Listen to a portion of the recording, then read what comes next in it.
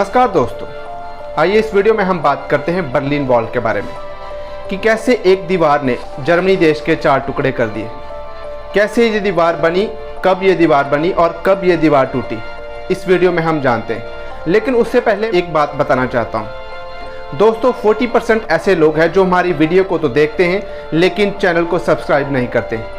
दोस्तों, जो भी नए व्यूवर इस वीडियो को देख रहे हैं, जो पहली बार हमारे चैनल पर आए हैं, तो वो सबसे पहले हमारे चैनल को सब्सक्राइब कर लिए ताकि इस तरह की हर एक वीडियो आपको नोटिफिकेशन के थ्रू मिलती रहे। तो दोस्तों, जर्मनी का इतिहास काफ़ी बुरी तरह से प्रभावित रहा।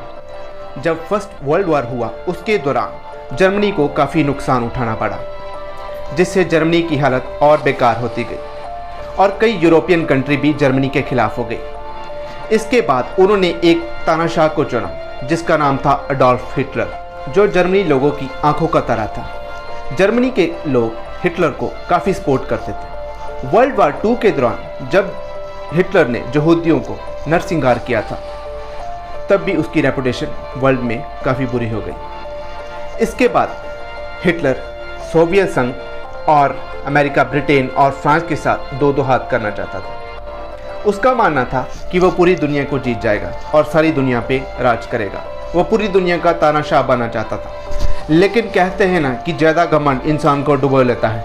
ऐसा ही कुछ हुआ अडोल्फ हिटलर के साथ। जब हिटलर को पता चला कि वो दोनों तरफ से घिर चुका है, तो तब उसने अपने आप को अकेला पाया और फिर उसने खुद को गोली मार दी और पीछे छोड़ गया अपने देशवासियों को।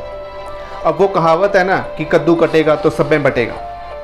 इसके बाद ब्रिटेन, फ्रांस और अमेरिका ने जर्मनी के एक हिस्से पर कब्जा कर लिया और दूसरे हिस्से पर यूएसएसआर ने कब्जा कर लिया, जिसे हम वेस्ट जर्मनी और ईस्ट जर्मनी कहते हैं। वर्ल्ड वार 2 के विजेता देश थे यूएसएसआर, अमेरिका, ब्रिटेन और फ्रांस। इन सभी देशों में एक मीटिंग होती है जिसे पोट्सडैम कहा जाता है। इस मीटिंग में अमेरिकी राष्ट्रपति हैरी ट्रूमन और ब्रिटिश प्रधानमंत्री विंस्टन चर्चिल और सोवियत संघ के नेता जोसेफ स्टैलिन शामिल थे।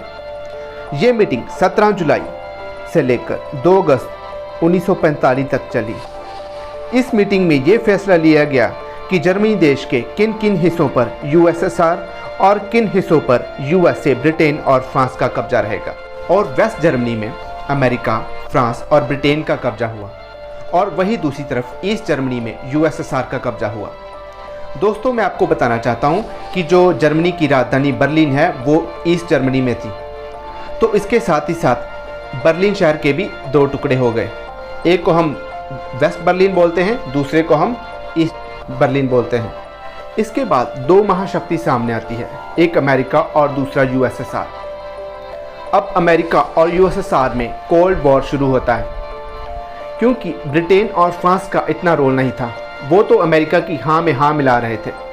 अमेरिका, ब्रिटेन और फ्रांस में कैपिटलिज्म की सरकार थी और वही यूएसएसआर में कम्युनिस्ट सरकार थी। ईस्ट जर्मनी पर यूएसएसआर का कब्जा था, तो यूएसएसआर ने एक नए देश की स्थापना की जिसका नाम था जीडीआर, जाने की जर्मन डेमोक्रेटिक रिपब्लिक। और वही वेस्ट जर्मन पर अमेरिका, फ्रांस और ब्रिटेन का कब्जा था।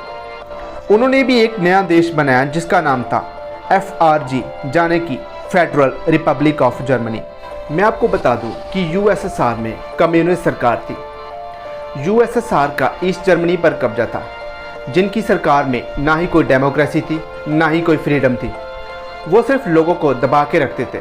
और वही दूसरी तरफ वेस्ट जर्मनी पर फ्रांस, अमेरिका और ब्रिटेन का कब्जा था। उनकी सरकार में डेमोक्रेसी थी, फ्रीडम थी, रोज़गार था और लोग खुशी से रहते थे। इसीलिए ईस्ट जर्मनी के लोगों ने वेस्ट जर्मनी में जाना शुरू कर दिया और यूएसएसआर की सरकार को ये बिल्कुल पसंद नहीं आया कि उनके देश के लोग दूसरे देश में जाए। इसी को देखते हुए उन्होंने 1961 में एक वॉल बनाने का फैसला किया जिसे द बर्लिन वॉल कहा जाता है। हालांकि ये दीवार स्टार्टिंग में लकड़ी और कुछ कंटीली तारों से बनाई गई थी, लेकिन जब समय बीतता गया तो इस दीवारों को भारी कंक्रीट से बना दिया गया। हालांकि ये दीवार दोनों देशों को तो अलग करती थी, साथ ही साथ ये बर्लिन शहर को भी अलग करती थी। इसको मैं मैप के थ्रू डिटेल में समझाता हूँ। ये है ईस्ट और वेस्ट जर्मनी की दीवार। आप देख सकते हैं यहाँ पर भी एक तार है और यहाँ पर भी एक तार है, बीच में नो मैंस लैंड है। यहाँ एक वॉच टावर है, यहाँ निगरानी रखी जाती है। अगर कोई व्यक्ति बॉर्डर क्रॉस करने की कोशिश करता है तो उसको गोली मार दी जाती है। अब इस ऐप में आप देख सकते हैं यह है बर्लिन वॉल, जो बर्लिन शहर में दीवार थी। ये ईस्ट बर्लिन और वेस्ट बर्लिन है। यहाँ पर इस दीवार की लंबाई लगभग 15 फीट है और यहाँ पर गार्ड डॉग्स है कि कोई भी व्यक्ति बॉर्डर क्रॉस ना कर सके। यहाँ पर एक गड्ढा है जिसमें माइंस बिछाए हुए कि अगर कोई भी व्यक्ति भागे तो यहाँ पर वो ब्लास्ट हो जाए। यहाँ पर भी वॉच टावर थे, यहाँ पर भी गार्ड निगरानी करते थे। यहाँ भी कुछ नुकीली तारें बिछाई हुई है, आप इस फोटो में देख सकते हैं। और दीवार पर इलेक्ट्रिसिटी वायर लगाई है जिसमें काफ़ी हैवीएस्ट करंट था कि कोई भी दीवार को क्रॉस ना कर सके। ये अब तक का सबसे हैवीएस्ट सिक्योरिटी बॉर्डर है, जो इराक, ईरान और साउथ कोरिया, नॉर्थ कोरिया के बॉर्डर से भी ज़्यादा सिक्योरिटीफुल है।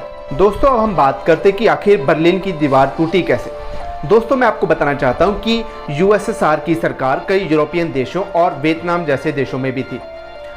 दोस्तों, जब भी किसी देश में कोई विद्रोह होता था तो यूएसएसआर अपनी आर्मी भेजकर वहां पर कंट्रोल करता था, लेकिन इन सब कामों के लिए फाइनेंशियली काफ़ी खर्चा आता है और यूएसएसआर की आदत थी कि वो दूसरे देशों के अंदरूनी मामलों में भी टांगे अड़ाता था। इससे उसकी इकोनॉमी काफ़ी लो हो गई और उसकी हालत बद से बदतर होती गई। यूएसएसआर के हालात को बदलने के लिए एक नेता की एंट्री होती है जिसका नाम था मिखाइल गोर्बाचेव। दोस्तों, उन्होंने कई ऐसी नीतियां शुरू की जिसमें लोगों को काफ़ी आज़ादी दी गई, मीडिया को बोलने की आज़ादी दी गई। साथ ही साथ उन्होंने ये ऐलान किया कि अगर जहां पर उनकी कम्युनिस्ट सरकार थी, अगर किसी देश में भी कोई भी विद्रोह होता है तो इस बार वो अपनी आर्मी नहीं भेजेंगे और ना ही कोई फाइनेंशियली हेल्प करेंगे। इसी दौरान यूरोप के कई देशों में विद्रोह शुरू हो गया, जिससे धीरे धीरे यूएसएसआर की कम्युनिस्ट सरकार गिरती गई। और यही हुआ ईस्ट जर्मनी में भी। वहाँ पर भी लोगों ने अपनी सरकार के खिलाफ विद्रोह करना शुरू कर दिया। विद्रोह को शांत करने के लिए ईस्ट जर्मनी की सरकार ने बड़े नियम बदले और वही उसी रात 9 नवंबर 1989 को एक प्रेस कॉन्फ्रेंस होती है जिसे ईस्ट जर्मनी के सीनियर लीडर गुंटर सोवस्की लीड कर रहे थे। उन्होंने ये फैसला लिया कि अब ईस्ट जर्मनी के लोग वेस्ट जर्मनी में जा सकते हैं। लेकिन कहते हैं कि गुंटर सोवस्की से एक गलती हो गई, क्योंकि उसी लाइव प्रेस कॉन्फ्रेंस में जब एक रिपोर्टर ने गुंटर सोवस्की से पूछा कि ये नियम कब से लागू है, तो उन्होंने कहा कि ये नियम अब से लागू हैं। क्योंकि वो लाइव थी तो उसे पूरा देश देख रहा था। तो जब ये खबर पूरे देश में फैली तो लाखों लोग इकट्ठा होकर बर्लिन वॉल पर पहुंच गए। लेकिन सरकार की ये मंशा थी कि लोगों को वीज़ा के थ्रू ईस्ट जर्मनी से वेस्ट जर्मनी जाया दिया जाएगा। लेकिन गुंटर सोवस्की से ये बोलने में गलती हो गई और बर्लिन पास वॉल के पास जो गार्ड खड़े थे उन्हें ऊपर से ऑर्डर नहीं थे कि लोगों को एक तरफ से दूसरी तरफ जाने दिया जाए। लेकिन भीड़ बहुत ज़्यादा थी तो गार्ड कुछ नहीं कर सके। और साथ ही साथ मैं आपको बता दूं कि 40 लाख लोगों ने उस बॉर्डर को क्रॉस कर लिया और वहां पर लोगों ने कुछ बड़े बड़े औजारों की मदद से दीवार को तोड़ना शुरू कर दिया। मैं आपको बता दूं कि उस दीवार में एक्चुअली चेक पॉइंट भी हुआ करते थे। लोग चेक पॉइंट के रास्ते भी एक वॉल को क्रॉस करते थे। इस फोटो में आप देख सकते हैं कि किस तरह लोग दीवार के ऊपर चढ़कर खुशी मना रहे हैं। आखिरकार 1990 में ईस्ट जर्मनी की सरकार ने क्रेन की सहायता से इस दीवार को 18 महीनों में हटा दिया। इसके बाद फ्री इलेक्शन होती है जो लगभग 40 साल बाद हो रही थी। इस इलेक्शन में जीडीआर की जो पार्टी है वो पूरी तरह से हट जाती है और इसके बाद ईस्ट जर्मनी और वेस्ट जर्मनी दोनों देश एक हो जाते हैं, जिसे आज हम ऑफिशियली जर्मनी देश के नाम से जानते हैं। आज जर्मनी यूरोप का सबसे विकसित देश है, जिसने दुनिया को BMW, मर्सिडीज और वॉक्सवैगन जैसी गाड़ियां आविष्कार करके दी। साथ ही साथ मैं आपको बता दूं कि जर्मनी की इकॉनमी चौथे नंबर पर है। दोस्तों, जर्मनी ने 4 बार फीफा फुटबॉल वर्ल्ड कप जीता है। तो दोस्तों, ये थी बर्लिन वॉल और जर्मनी के इतिहास के बारे में वीडियो। सो आई होप ये वीडियो आपको पसंद आया होगा। सो दोस्तों, अगर आपको ये वीडियो पसंद आया तो हमारे चैनल पे सब्सक्राइब करें और इस वीडियो को ज़्यादा से ज़्यादा शेयर करें। सो दोस्तों, अपना ख्याल रखिए। बहुत जल्द मिलते हैं एक नई